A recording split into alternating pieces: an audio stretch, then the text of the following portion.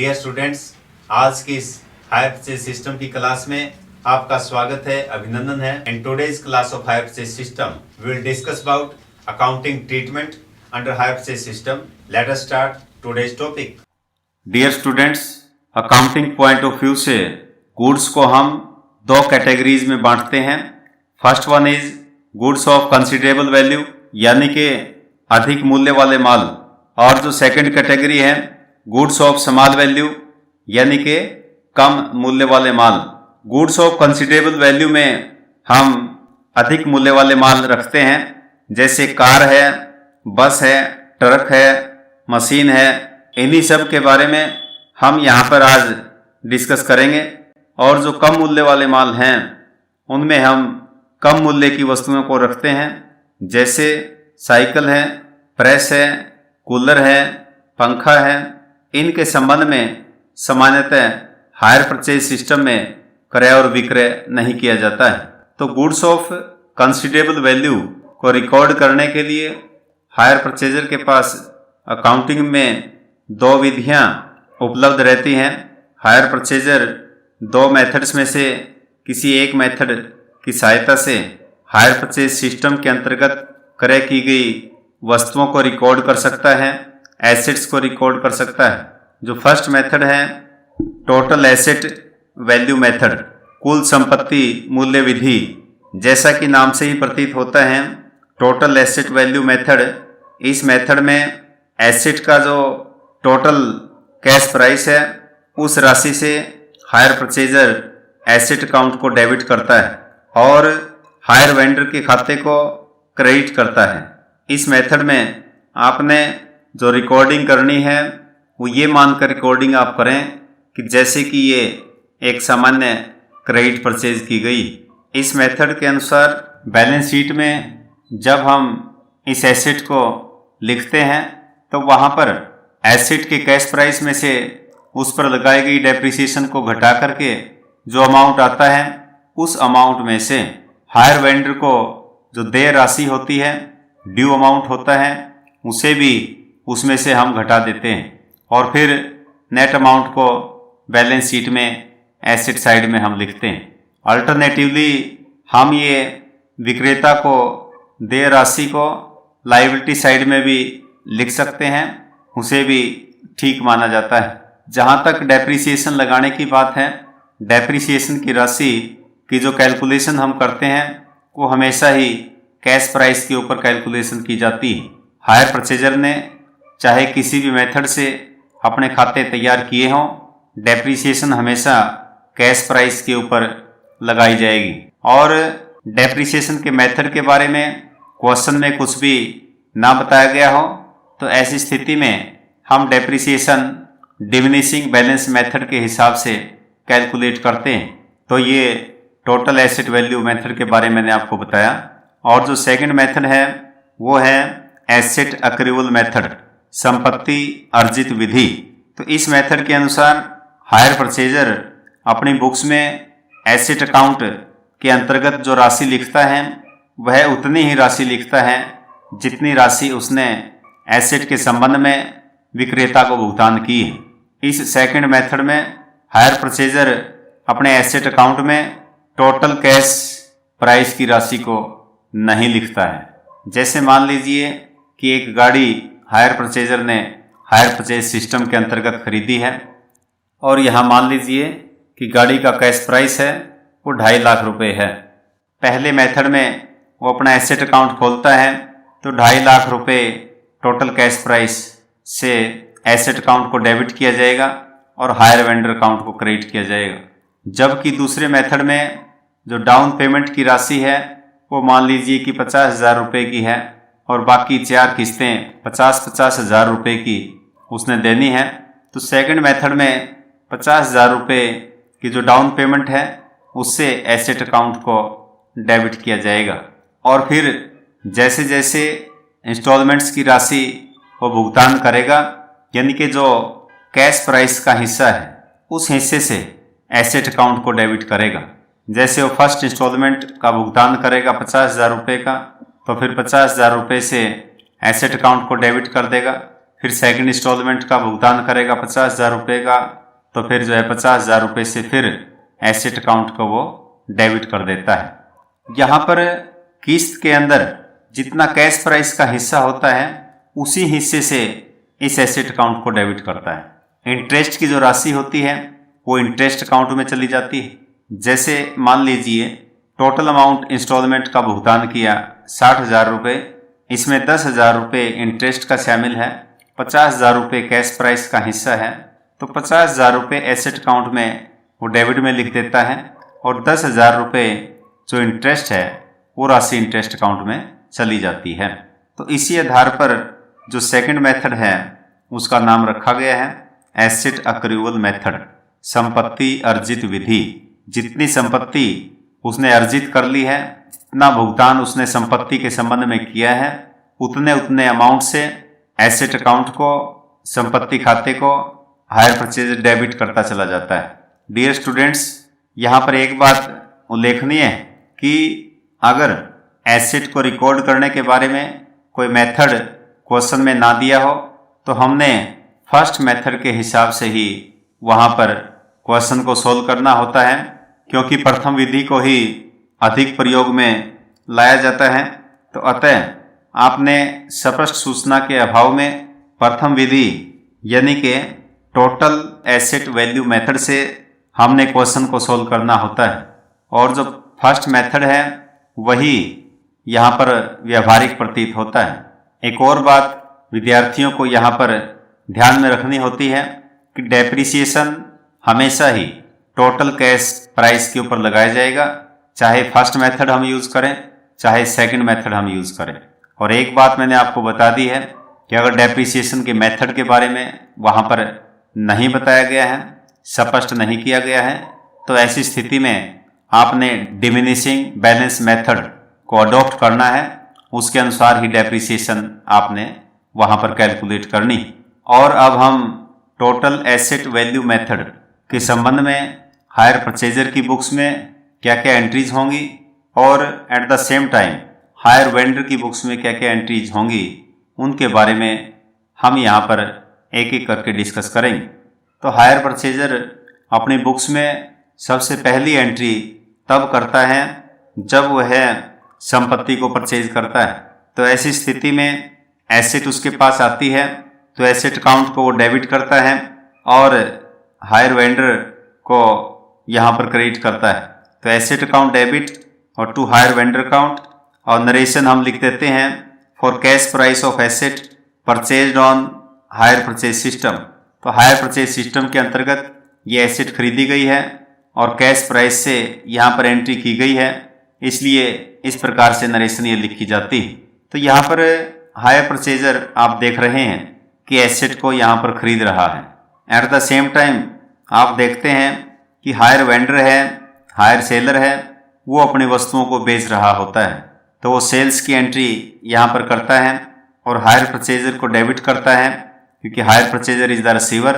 तो hire purchaser debit to hire sales account, और narration यहाँ पर लिखी गई है for cash price of asset sold on hire purchase system. तो ये पहली एंट्री हायर वेंडर अपनी बुक्स में करता है। और अब सेकंड एंट्री के बारे में हम यहाँ पर डिस्कस कर रहे हैं कि जैसे ही एसेट को परचेज किया जाता है तो एसेट की डिलीवरी होती है, स्पुर्दगी उसकी होती है। तो ऐसी स्थिति में हायर परचेजर कुछ डाउन पेमेंट की राशि जो भी उनका अपना एग्रीमेंट है उनके अनुसार जो बनती है वो डाउन पेमेंट की राशि, अग्रिम भुगतान की राशि यहाँ पर पे करता है, और जो राशि दी जाती है वो हायर वेंडर को दी जाती है। Hire vendor is the receiver, तो उसको हम यहाँ पर डेबिट करते हैं। हायर वेंडर डेबिट और टू कैश अकाउंट और बैंक अकाउंट जैसी भी स्थिति है वो यहाँ पर लिखता है, और नरेशन हम लिख देंगे for down payment made. Hire purchaser के द्वारा जो राशि पे की जाती है तो हायर वेंडर उस राशि को रिसीव करता है और अपनी बुक्स में वो एंट्री करता है कि कैश अकाउंट डेबिट और बैंक अकाउंट डेबिट जैसी भी स्थिति हो, और टू हायर परचेजर, तो हायर परचेजर को क्रेडिट करता है क्योंकि क्रेडिट इज द गिवर। और नरेशन में लिखता है फॉर डाउन पेमेंट रिसीव्ड।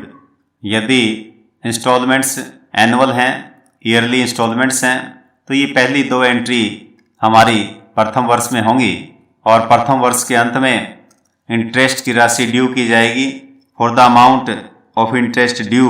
इसके लिए एंट्री हायर परचेजर अपनी बुक्स में करता है interest account debit to hire vendor for amount of interest due, और इंटरेस्ट के लिए हायर वेंडर अपनी बुक्स में एंट्री करता है कि hire purchaser debit to interest account for interest due from hire purchaser, और इंटरेस्ट की राशि ड्यू करने के पश्चात जो हायर परचेजर हैं वो फर्स्ट इंस्टॉलमेंट का भुगतान करता है, तो उसके लिए एंट्री करता है hire vendor debit to cash account और bank account for amount of instalment paid, और इंस्टॉलमेंट की राशि हायर वेंडर को मिलती है तो फिर वो एंट्री करता है कि कैश अकाउंट डेबिट और bank account debit to hire purchaser for amount of installment received, और फिर ईयर के एंड में एक और एंट्री हायर परचेजर करता है डेप्रिसिएशन के लिए फॉर चार्जिंग द डेप्रिसिएशन, तो depreciation account debit to asset account,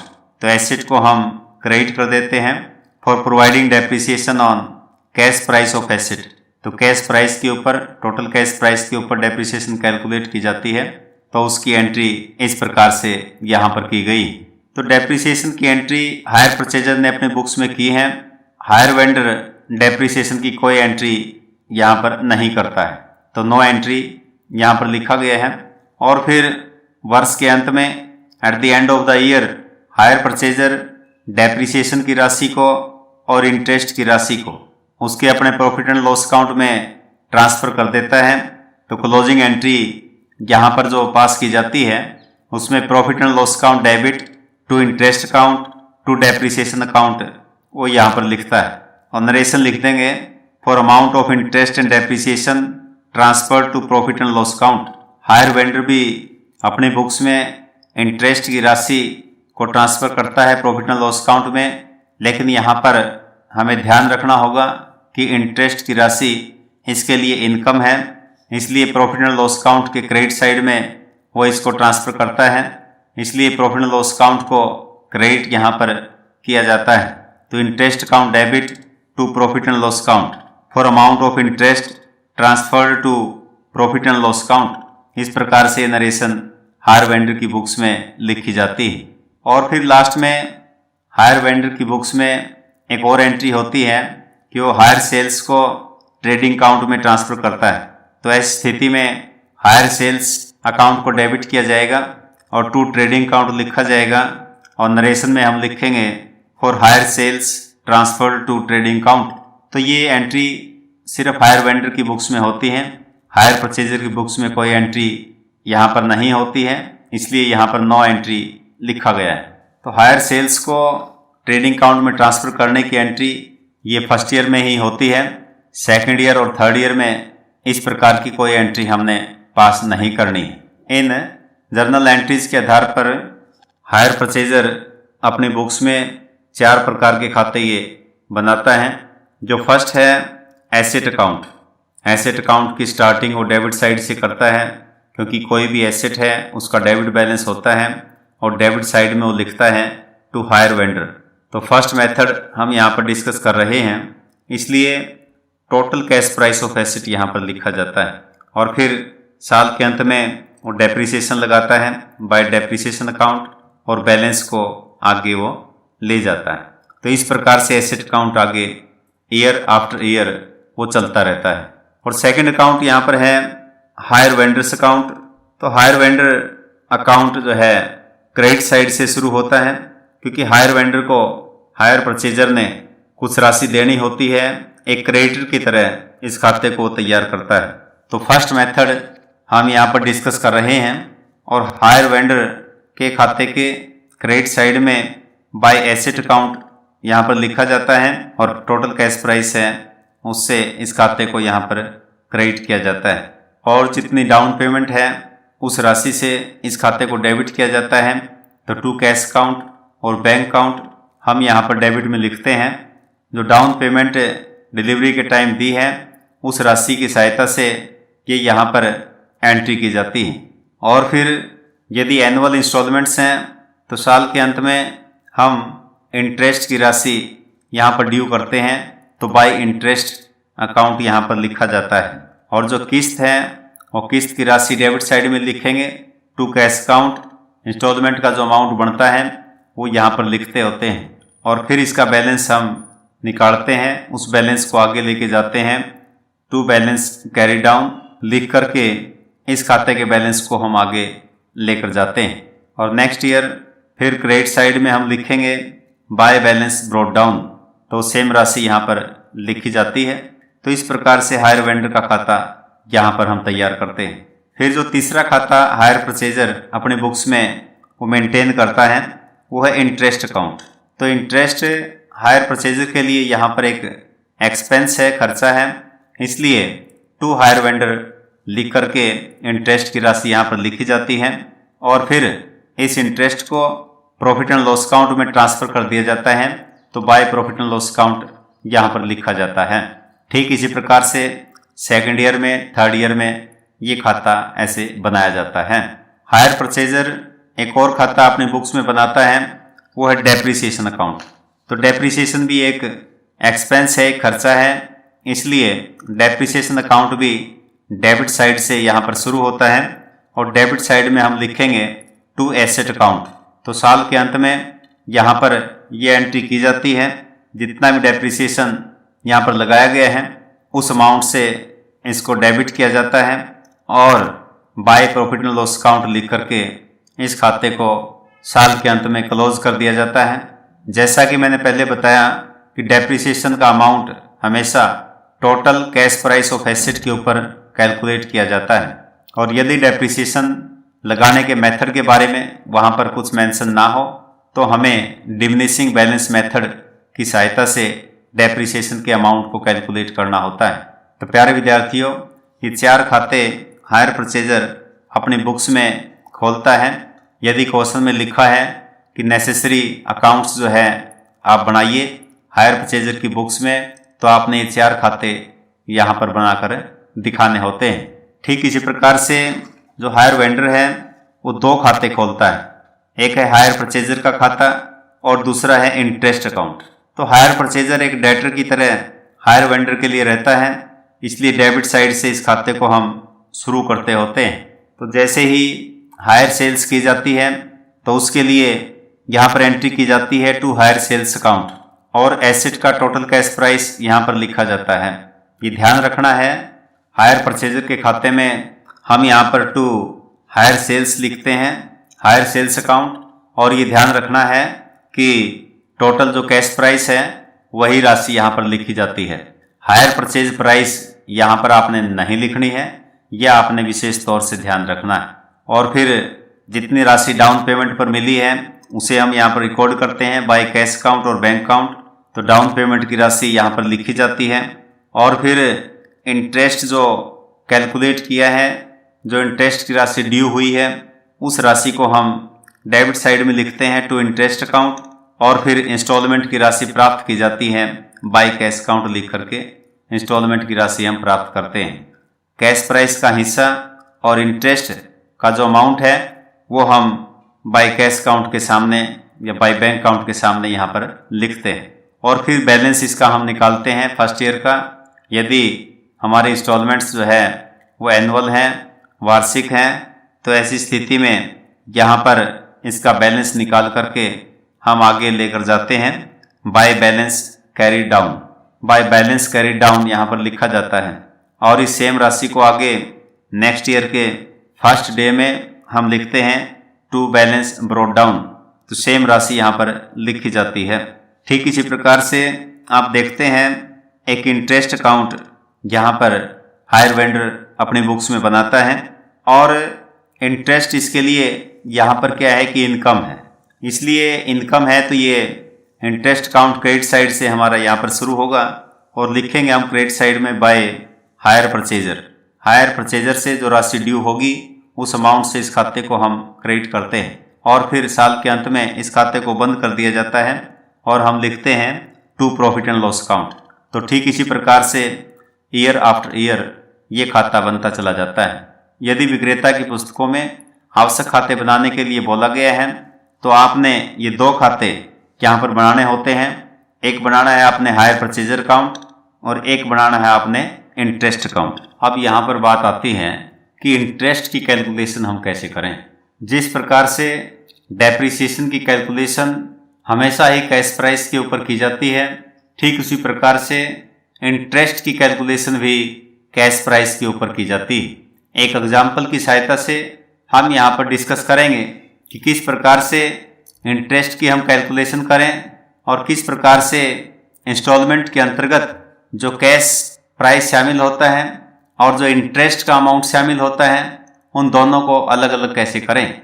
जैसे एग्जाम्पल यहाँ पर दिया गया है, B limited purchased a machinery on 1 April 2001 on hire purchase system. तो हायर परचेज सिस्टम पर बी लिमिटेड ने एक मशीनरी परचेज की है 1 अप्रैल 2001 को, और आगे लिखा है कि payment was to be made as ₹20,000 in advance. इनकी डाउन पेमेंट यहाँ पर 20,000 रुपये की जा रही है एंड ₹20,000 एनुअली। तो 20,000 की किस्त यहाँ पर बनाई गई है 3 साल के लिए। तो 60,000 रुपये की किस्तें यहाँ पर भुगतान की जाएंगी और 20,000 रुपये डाउन पेमेंट यहाँ पर दी जाएगी। तो टोटल जो पेमेंट होगी यहाँ पर हम देख रहे हैं कि 80,000 रुपये की पेमेंट यहाँ पर टोटल की जाएगी। और जो आगे लिखा है, the cash price of the machinery was ₹69,720। तो 69,720 रुपये इस मशीनरी का कैश प्राइस यहाँ पर लिखा गया है। And the rate of interest was 10% per annum. तो 10% का रेट ऑफ इंटरेस्ट यहाँ पर है और इसमें लिखा गया है कि calculate the amount of interest for each year. तो इंटरेस्ट की राशि हमने कैलकुलेट करनी है, प्रत्येक साल के लिए इंटरेस्ट की राशि कितनी बनेगी।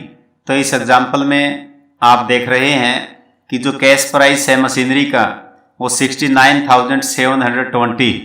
जैसा कि आप जानते हैं कैश प्राइस के ऊपर ही इंटरेस्ट की कैलकुलेशन की जाएगी। इसमें 20,000 रुपये तो एडवांस में पेमेंट कर दी गई है, डाउन पेमेंट कर दी गई है। तो इस 20,000 रुपये के ऊपर कोई इंटरेस्ट नहीं लगेगा, इसलिए इस अमाउंट को हमने इसमें से लेस करना होगा।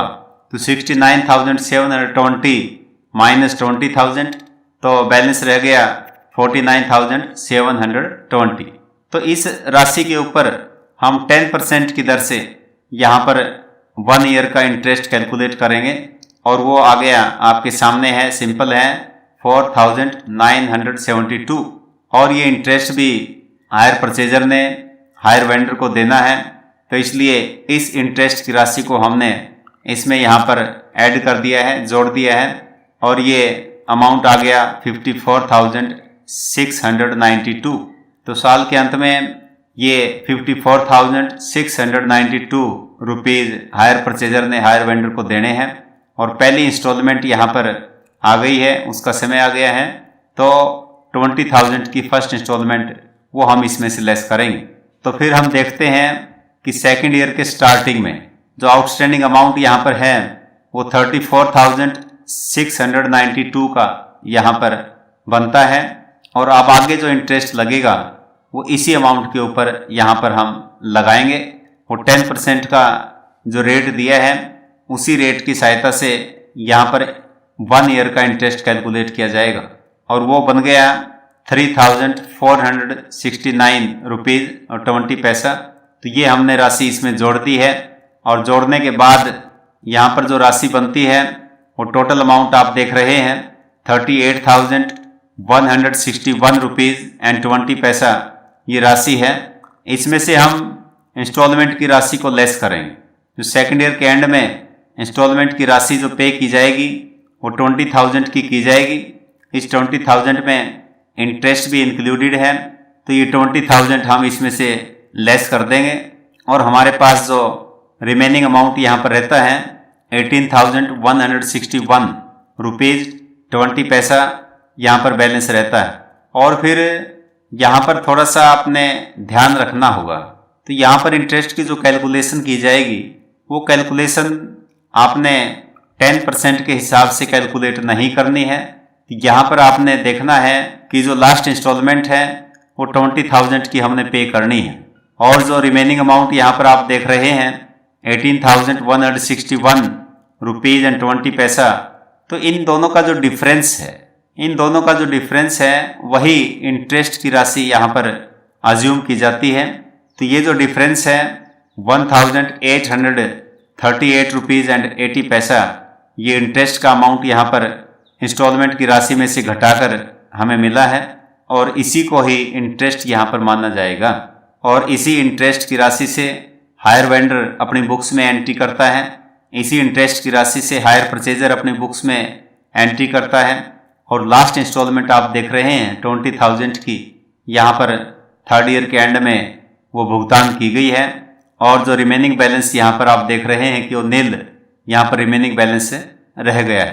तो जो टोटल हायर परचेज प्राइस इस क्वेश्चन में हमने देखी वो 80,000 थी, क्योंकि 3 किस्तें वो 20,000 ईच के हिसाब से 60,000 की हो गई और 20,000 डाउन पेमेंट यहाँ पर हमने देखी।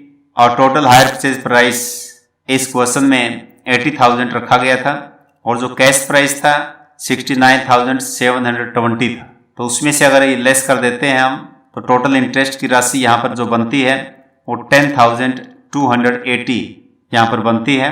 तो इस प्रकार से हम इंटरेस्ट की कैलकुलेशन कर सकते हैं। तो प्रत्येक क्वेश्चन में आपने सबसे पहले ये देखना होता है कि क्या इंस्टॉलमेंट्स इंटरेस्ट इंक्लूडेड इंस्टॉलमेंट्स हैं या वो इंटरेस्ट एक्सक्लूडेड इंस्टॉलमेंट्स हैं। तो यहाँ इस क्वेश्चन में हमने ये देखा और पाया कि जो 20,000 की इंस्टॉलमेंट्स यहाँ पर बनाई गई हैं उनमें इंटरेस्ट शामिल है, यानी कि ये इंस्टॉलमेंट्स इंटरेस्ट इंक्लूडेड इंस्टॉलमेंट्स हैं। तो ये कैलकुलेशन ऑफ इंटरेस्ट के बारे में हमने यहाँ पर जाना है। तो इंटरेस्ट के संबंध में ये जो कैलकुलेशन हमने की है, इस कैलकुलेशन को एक कैलकुलेशन टेबल के माध्यम से भी हम समझ सकते हैं। तो देखिए कैलकुलेशन टेबल यहाँ पर बनाई गई है। कैश प्राइस ऑफ मशीनरी 69,720 यहाँ पर लिखा गया है और payment at the time of delivery ₹20,000 वो लेस कर दिए गए हैं। और फिर यहाँ पर आप देख रहे हैं कि जो पहली इंस्टॉलमेंट है 20,000 की, उसके 2 हिस्से यहाँ पर किए गए हैं। 20,000 की पहली इंस्टॉलमेंट में जो इंटरेस्ट की राशि सम्मिलित है वो 4,972 रुपये की राशि वो सम्मिलित है। ₹4,972 ये पहली इंस्टॉलमेंट में इंक्लूडेड है, इसलिए उसको हमने इसमें से लेस कर दिया है। और जो रिमेनिंग अमाउंट है उसी अमाउंट को यहाँ पर कैश प्राइस में से लेस किया गया है। तो 20,000 माइनस 4,972 और ये आ गया हमारा 15,028। तो इसको लेस किया है और फिर रिमेनिंग जो कैश प्राइस का अमाउंट यहाँ पर शेष रह गया है वो है 34,692। इसमें से फिर हम सेकंड इंस्टॉलमेंट में कैश प्राइस का जो एलिमेंट है उसे हम लेस करेंगे, जो कैश प्राइस का हिस्सा है उसे हम लेस करेंगे। और 20,000 में जो इंटरेस्ट का हिस्सा है 3,469 रुपीज़ एंड 20 पैसा, इसको हमने लेस कर दिया। और ये 16,530 रुपीज़ और 80 पैसा ये है कैश का हिस्सा, ये हमने रिमेनिंग कैश प्राइस में से लेस किया है। और हमारे पास जो बैलेंस यहाँ पर आ गया 18,161 रुपीज़ और 20 पैसा। फिर अब जो है हम यहाँ पर देख रहे हैं कि लास्ट इंस्टॉलमेंट यहाँ पर 20,000 की हमने पे करनी है। और जो डिफरेंस यहाँ पर है, डिफरेंस जो है यहाँ पर हम देखेंगे कि वो है 1,838 रुपये 80 पैसे, 1,838 रुपीज़ 80 पैसा। तो इसको हम इंटरेस्ट मानकर यहाँ पर चलते हैं, इसको इंटरेस्ट अज्यूम करते हैं। यहाँ पर इंटरेस्ट की राशि आपने 10% के हिसाब से कैलकुलेट नहीं करनी है, यह आपने मुख्य रूप से ध्यान रखना होता है। और फिर ये लास्ट इंस्टॉलमेंट की पेमेंट यहाँ पर हो जाती है 20,000 की। तो इंस्टॉलमेंट्स जो हैं यहाँ पर आप देख रहे हैं 3 इंस्टॉलमेंट्स पे की गई हैं और 20,000 की राशि डाउन पेमेंट के रूप में दी गई है। तो टोटल हायर परचेज प्राइस जो 80,000 का था उसकी इस प्रकार से पेमेंट यहाँ पर दिखाई गई है। तो प्यारे विद्यार्थियों, आज हमने अकाउंटिंग ट्रीटमेंट के बारे में समझा है। इसमें हायर परचेजर की बुक्स में, हायर वेंडर की बुक्स में किस प्रकार से एंट्री की जाती हैं उनके बारे में जाना है। और फिर अकाउंट्स कौन कौन से हायर परचेजर की बुक्स में बनेंगे और कौन कौन से अकाउंट हायर वेंडर की बुक्स में बनेंगे उसके बारे में हमने डिस्कस किया, और उसके बाद जो है कैलकुलेशन टेबल, इसके बारे में भी आपको जानकारी दी गई है। और जो आज की क्लास है, इस क्लास में कौन कौन से क्वेश्चन आपके एग्जामिनेशन पॉइंट ऑफ व्यू से बनते हैं, उनके बारे में हम यहाँ पर 2 मिनट में चर्चा करना चाहते हैं।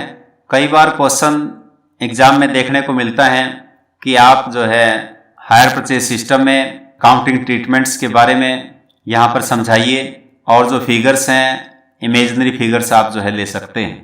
तो इस प्रकार का क्वेश्चन पेपर में देखने को मिलता है।